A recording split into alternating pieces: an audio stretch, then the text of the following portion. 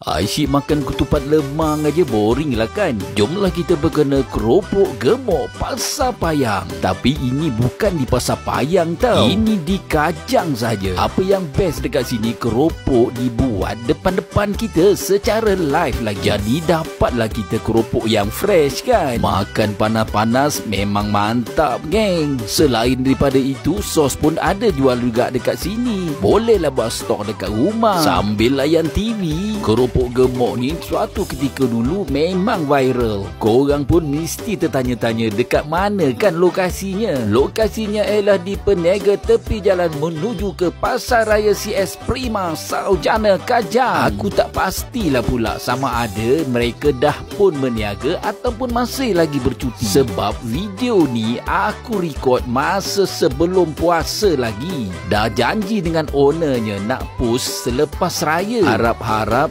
mereka dah berniaga lah minggu ni ya. Jomlah kita cuba apa rasanya. Memang gemuk betul isinya geng. Tak adalah kosong dekat dalam kan. Cicah pula dengan sosnya memang mantap. Yang berdekatan, apa tunggu lagi geng? Jomlah kita support. Boleh